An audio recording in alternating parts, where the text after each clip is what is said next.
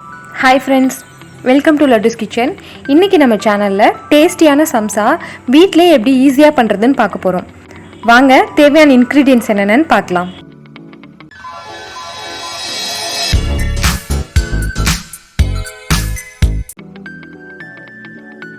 மைதா 1.5 cup, கோதுமை மாவு 3/4 cup, வெங்காயம் மீடியம் சைஸில் 1, உருளைக்கிழங்கு 200 கிராம், சோம்பு 1 டீஸ்பூன், மஞ்சள் தூள் 1 டீஸ்பூன், மிளகாய் தூள் 1 table spoon, garam masala 1 table spoon, பூண்டு 6 பல், இஞ்சி சிறிதளவு, கறிவேப்பிலை 2 கொத்து, கொத்தமல்லி சிறிதளவு, உப்பு தேவையான அளவு, எண்ணெய் பொரிக்கிறதுக்கு தேவையான அளவு.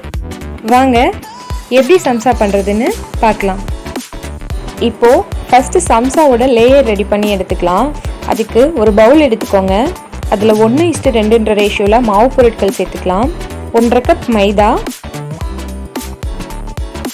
3/4 கப் கோதுமை மாவு, டேஸ்ட்டுக்கு தேவையான அளவு உப்பு, 1 டேபிள் ஸ்பூன் எண்ணெய். இதை நல்லா மிக்ஸ் பண்ணி எடுத்துக்கலாம். இப்போது கொஞ்சம் கொஞ்சமாக தண்ணி சேர்த்து சப்பாத்தி மாவு பதத்துக்கு பிசைஞ்சு எடுத்துக்கோங்க. நம்ம சப்பாத்தி மாவு பதத்துக்கு பிசைஞ்சு எடுத்தாச்சு. இப்போது இதை கிச்சன் ஸ்டேஜில் ட்ரான்ஸ்ஃபர் பண்ணிடுங்க. இதை ஒரு 3 மினிட்ஸ் நல்லா இழுத்து பிசைஞ்சு எடுத்துக்கோங்க. இந்த மாதிரி. அப்போ தான் மாவு நமக்கு நல்லா சாஃப்டாக கிடைக்கும்.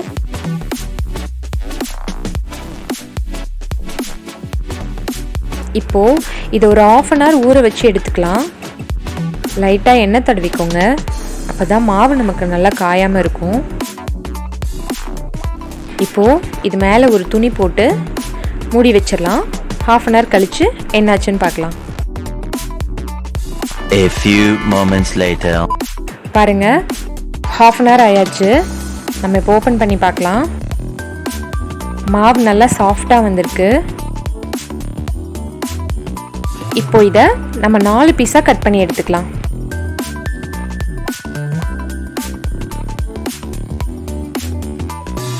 இப்போது ஒரு பீஸ் எடுத்து நம்ம ஆள்காட்டி விரல் கட்டை விரல் 2க்கும் நடுவில் வச்சு ப்ரெஸ் பண்ணிங்கன்னா இந்த மாதிரி ஈவனான சைஸ் கிடைக்கும்.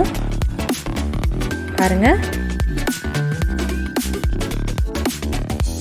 இந்த மாதிரி ஈவனான சைஸாக நம்ம பிரித்து எடுத்துக்கலாம். இப்போது கிச்சன் ஸ்டேஜில் மறுபடியும் கொஞ்சம் மாவு தூவிக்கோங்க. அப்படியே மலைச்சாரல் மாதிரி கொஞ்சமாக மாவு தூவிக்கலாம். இதில்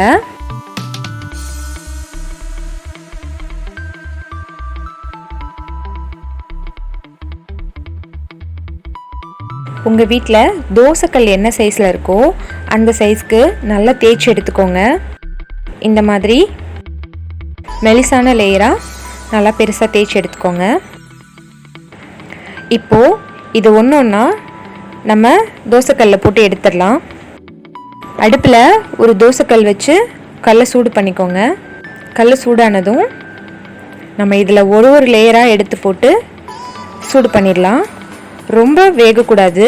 லைட்டாக அதோட ஈரப்பதம்லாம் போகிற அளவுக்கு லைட்டாக குக் ஆனால் போதும். அப்போ தான் நம்ம கட் பண்ணி சம்சா மடிக்கும்போது லேயர் கிழியாமல் இருக்கும். இந்த மாதிரி ஒன்றா போட்டு எடுத்துக்கோங்க. நமக்கு இப்போது சம்சாவோட லேயர் ரெடி ஆயாச்சு. இதை நம்ம கட் பண்ணி எடுத்துக்கலாம். எல்லாத்தையும் ஒரே சைஸாக வச்சுக்கோங்க. 1-2 முன்ன பின்ன இருந்தால் தப்பில்லை. ஒரே சைஸில் எடுத்து வச்சுக்கோங்க. இப்போது நம்ம சைடில் இருக்க இந்த லேயர்லாம் கட் பண்ணிடலாம்.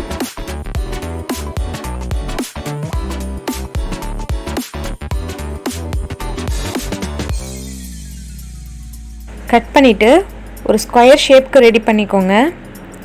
இது உங்கள் சைஸ்க்கு தேவையான அளவு 2 பீஸாவோ இல்லை 3 பீஸாவோ கட் பண்ணிக்கோங்க. நான் இன்றைக்கி 2 பீஸாக கட் பண்ணுறேன். பாருங்கள், இந்த மாதிரி கட் பண்ணி எடுத்தாச்சு. அவ்வளோதான், நமக்கு இப்போ லேயர் ரெடி ஆயாச்சு. இப்போ நம்ம ஸ்டஃப் எப்படி ரெடி பண்ணுறதுன்னு பார்க்கலாம். அதுக்கு அடுப்பில் ஒரு கடாய் வச்சுக்கோங்க. அதில் 2 டேபிள் ஸ்பூன் எண்ணெய்,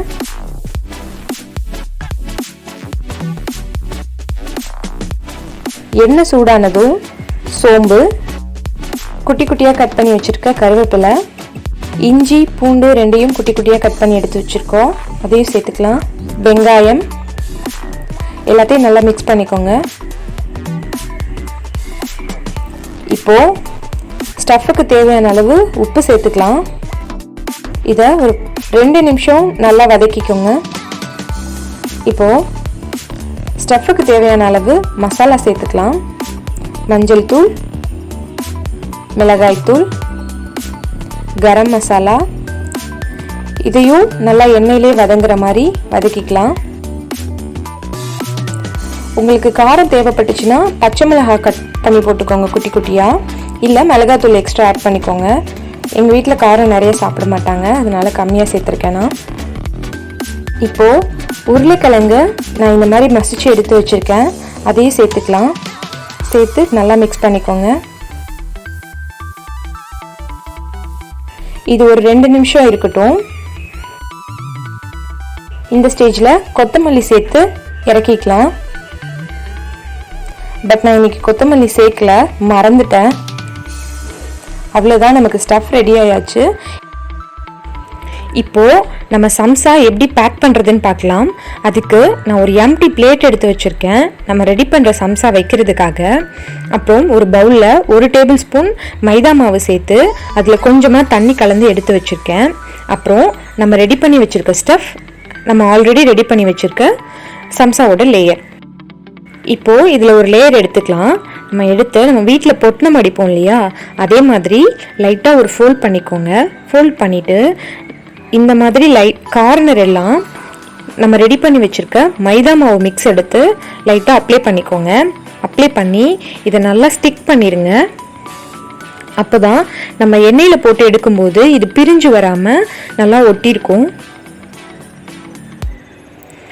இப்போது நம்ம ரெடி பண்ணி வச்சுருக்க ஸ்டஃப் எடுத்து இதில் ஃபில் பண்ணிடலாம். இதில் நம்ம ஸ்டஃப் எடுத்து இப்படி உள்ளே வச்சு நல்லா ப்ரெஸ் பண்ணி விடுங்க.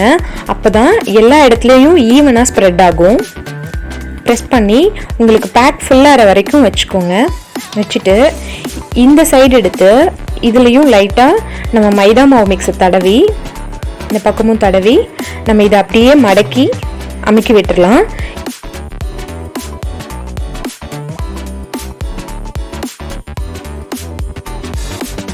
எல்லா சைடையும் இந்த 3 கார்னரையும் நல்லா க்ளோஸ் பண்ணிடுங்க. இல்லைனா எண்ணெயில் போடும்போது வெளியில் அங்கங்கே நமக்கு ஸ்டஃப் வெளியில் வர ஆரம்பிச்சிரும். அதனால எல்லா பக்கமும் நல்லா க்ளோஸ் பண்ணிடுங்க. அவ்வளோதான், பாருங்கள், பியூட்டிஃபுல்லான சம்சா ரெடி ஆயாச்சு. இப்போ இதே மாதிரி எல்லாத்தையும் ரெடி பண்ணி வச்சுக்கலாம். அவ்வளோதான், பாருங்கள், நமக்கு சம்சா எல்லாம் ரெடி ஆயாச்சு. இப்போது இதெல்லாம் எண்ணெயில் போட்டு எடுத்துட்டோன்னா நமக்கு பியூட்டிஃபுல்லான சம்சா ரெடி ஆயிரும். அதுக்கு ஒரு கடாயில் எண்ணெய் ஊற்றி சூடு பண்ணிக்கோங்க. எண்ணெய் நல்லா சூடாகட்டும். நான் எண்ணெய் சூடாயிடுச்சான்னு செக் பண்ணுறதுக்காக நம்ம ஆல்ரெடி ரெடி பண்ணி கட் பண்ணி எடுத்து வச்சோம் இல்லையா சம்சாவோட லேயர், அதில் ஒரு சின்ன பீஸ் எடுத்து நான் எண்ணெயில் போட்டு பார்க்குறேன். பாருங்கள், இந்த மாதிரி மேலே எந்திரிச்சு வருது. நமக்கு எண்ணெய் கரெக்டான ஹீட்டுக்கு சூடாயிருக்கு. இப்போது நம்ம ரெடி பண்ணி வச்சுருக்க சம்சாலாம் ஒன்று ஒன்றா உள்ளே போட்டுடலாம். நம்ம அடுப்பை மீடியம் ஃப்ளேமில் வச்சுக்கோங்க. அப்போ தான் நமக்கு உள்ளெல்லாம் நல்லா குக்காகி சூப்பராக ரெடி ஆகும். இப்படி அப்பப்போ திருப்பி விட்டு நல்லா குக் பண்ணி எடுத்துடலாம். நமக்கு சம்சா ரெடி ஆயிடுச்சு. இங்கே பாருங்கள், இந்த மாதிரி நல்லா கலர் சேஞ்ச் ஆகி வந்திருக்கு. இப்போ இதை அப்படியே ஒரு பிளேட்டுக்கு ட்ரான்ஸ்ஃபர் பண்ணிடலாம். இப்போ இது எல்லாத்தையும் ஒன்று ஒன்றா எடுத்துடலாம்.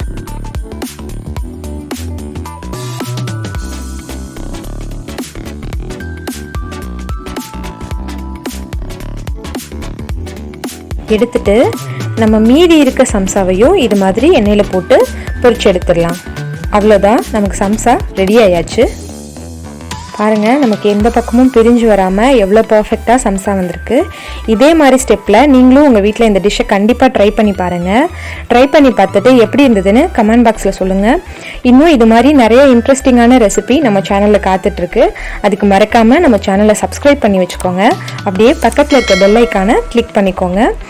அப்போ தான் நம்ம போடுற ஒவ்வொரு வீடியோக்கான நோட்டிஃபிகேஷனும் உங்களுக்கு வந்து சேரும். தேங்க்யூ ஃபார் வாட்சிங்.